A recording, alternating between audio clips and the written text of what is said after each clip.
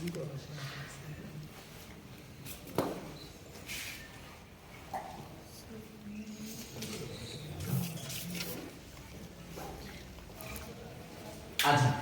তাহলে এখন আমরা যেটা দেখব, এইটা হলো আমার এনএসডিএ তে আসা বরাবরই এনএসডিএ তে আসা হলো কমন একটা লেআউট ডায়াগ্রাম। কি ডায়াগ্রাম এটা? Layout diagram. এখন লেআউট ডায়াগ্রামে কোন দিক থেকে আমি কাজটাকে শুরু করব সেটা হলো জানার বিষয়। প্রথমত হচ্ছে এটা হলো কি? এনার্জি। তাহলে এনার্জি মিটারটা আমার ডান পাশেও থাকতে পারে, বাম পাশেও থাকতে পারে।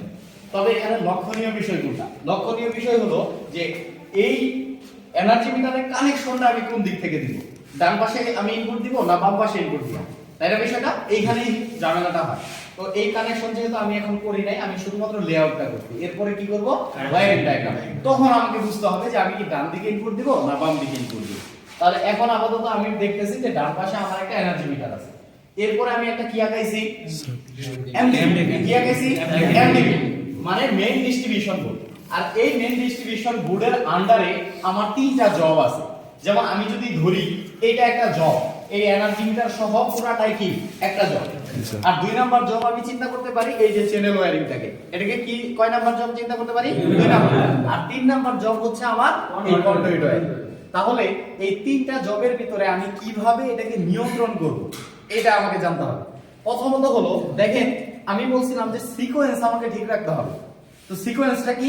যে বাম দিকে যদি আমার যেটা থাকবে সেটা বাম দিকে লাগাইতে হবে, ডান দিকে যেটা থাকবে ডান দিকে লাগাইতে হবে। তাহলে প্রথমে দেখেন, প্রথমে আমার একটা যে এখানে সার্কিট ব্রেকার আছে, এটা কত? ডাবল পুল। এটা কত সার্কিট ব্রেকার? ডাবল পুল সার্কিট ব্রেকার। আর প্রত্যেকটাই কয়টা করে আছে? এখানে সিঙ্গেল পুল আছে তিনটা। তাহলে ডাবল পুল কয়টা আছে?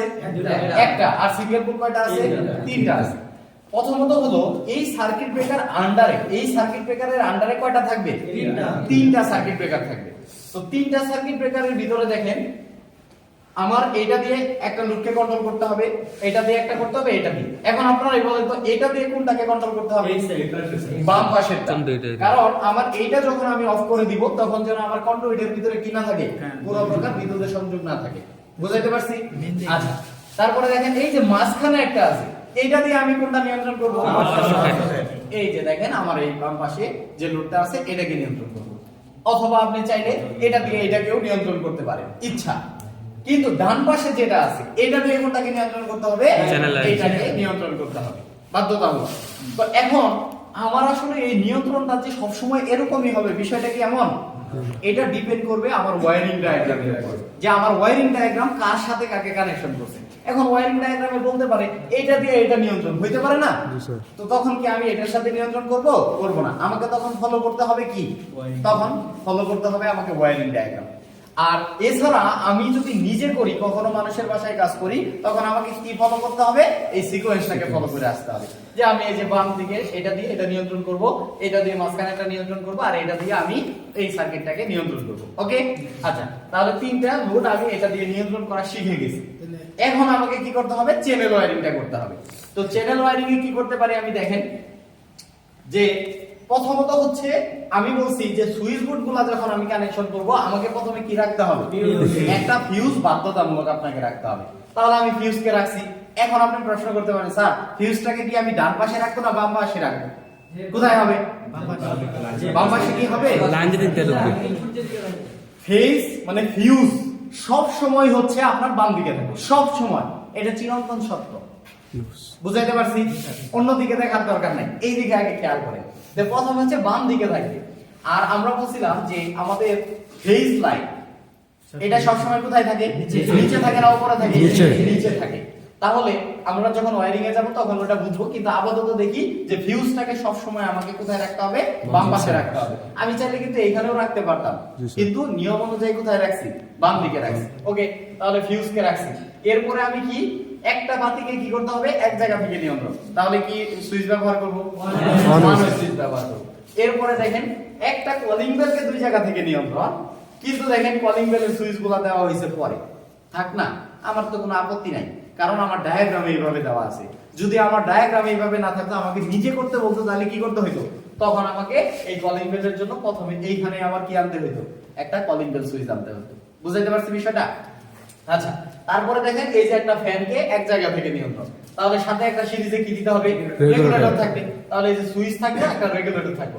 এরপরে যেহেতু বলছে যে আমার এই কলিং বেলটাকে দুই জায়গা থেকে নিয়ন্ত্রণ করতে হবে, তাহলে দেখেন এই যে দুই জায়গায় আমি কি লাগাই দিছি, দুইটা পুশ সুইচ, যেটাকে বলে কলিং বেল সুইচ বলে। আচ্ছা, তাহলে আমার এই সাইডটার কাজ শেষ। এখন আসি এই সাইডে। এই সাইডে আসার পরে আমি দুইটা জব দেখতেছি, একটা দেখতেছি পাওয়ার সকেট, আর একটা দেখতেছি কি কন্ডুইট ওয়্যার। তো পাওয়ার সকেটের তো কানেকশন আমি এইখান থেকে দিয়ে দিব নরমালি, সেটা যেভাবে হওয়ার কথা হবে। কিন্তু এইখানে দেখি কি করা যায়। এইখানে দেখেন আমি বললাম যে ফিউজ সব সময় বাম পাশে হয়, কিন্তু এইখানে এসে দেখেন ফিউজ কোন পাশে হয়ে গেছে, ডান পাশে। আপনি যদি কখনো নিজে কাজ করেন তখন আপনাকে অবশ্যই ফিউজটাকে বাম দিকে রাখতে হবে, কিন্তু এই ডায়াগ্রামেই দেওয়া আছে কোন পাশে, ডান পাশে। তখন কি আপনি আর বাম পাশে করতে পারবেন না। এইখানে আপনার জন্য ফরজে আইন যেটাকে বলে, সেটা হলো ডায়াগ্রামে যা থাকবে তাই। ডায়াগ্রামে ওয়াশরুমের উপরে দিছে ফ্যান, এখন আপনি কি করবেন, তাই করবেন। কিন্তু হ্যাঁ, এইখানে একটা বিষয় আছে, আপনি যে ওয়াশরুমের উপরে ফ্যান দিবেন, আপনার তো নিজের একটা কমন সেন্স আছে না? তা আপনাকে কি করতে হবে, আগে সুপারভাইজারকে জানাইতে হবে যে স্যার এই ডায়াগ্রামে একটু ভুল আছে। কি ভুল, যে ওয়াশরুমের উপরে এখন ফ্যান দেওয়া আছে। তখন যদি ইঞ্জিনিয়ার মনে করে যে না এখানে আপনি কি দিবেন, একজাস্ট ফ্যান হবে, অথবা হইতে পারে আপনার লাইট হবে, ভুলক্রমে ফ্যান হয়ে গেছে, তাহলে আপনি কারেকশন করে নেবেন। আর যদি মনে করে যে না মালিক পক্ষ শৌখিন, সে ওয়াশরুমে ফ্যান লাগাবে, আপনার কি করার আছে, আপনি লাগাবেন। বুঝতে পারছেন বিষয়টা? এটা হলো কথা। তবে নরমালি এমন কোনো ইচ্ছা কারণ থাকে না, ভুলক্রমে হয়। তাহলে ফিউজটাকে কি হবে, এই পাশে হওয়ার কথা, কিন্তু ডায়াগ্রামে এই পাশে আছে, মানে আমাকে কি করতে হবে, এই পাশে লাগাইতে হবে। তখন কানেকশনটা একটু ঘুরে যাবে। ওকে, তাহলে ফিউজ থাকলো। এরপরে দেখেন আমাকে কি বলছে, একটা টিউব লাইট। এটা কি লাইট, টিউব লাইট। এই টিউব লাইটের প্রতীক। তো টিউব লাইটটাকে এই সুইচের মাধ্যমে নিয়ন্ত্রণ করতে হবে। এরপরে কি করছে দেখেন, এখানে একটা বাতিকে দুই জায়গা থেকে নিয়ন্ত্রণ করতে হবে। তো এটা তো আমাকে দেখা নাই, আমি কি দেখে বুঝবো, এই যে দেখেন এখানে কিন্তু আমার সুইচ দেওয়া আছে। এই সুইচ থাকলে কি কেউ বলবেন যে স্যার কলিং বেলকে দুই জায়গা থেকে নিয়ন্ত্রণ, বলবেন না। কেন?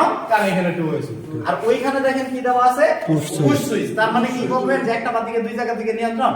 এটা ডিপেন্ড করবে আপনার ডায়াগ্রামের উপর, লেখার কোনো দরকার নাই বা লেখা থাকবে না। ওকে, তাহলে আমি দেখলাম যে এই যে একটা বাতিকে কয় জায়গা থেকে নিয়ন্ত্রণ করব, এই যে দুই জায়গা। কি সুইচের মাধ্যমে, টু ওয়ে সুইচের মাধ্যমে। এরপরে দেখেন একটা কি দিছে, সকেট। এই সকেটটাকে কি করতে হবে, একটা সুইচের মাধ্যমে নিয়ন্ত্রণ করতে হবে। এই যে সুইচটাকে আমি চাপ দিলে এই সকেটটা নিয়ন্ত্রিত হবে। আর পাওয়ার সকেটটা তো আমি নরমালি যেভাবে করার ওইভাবেই করব।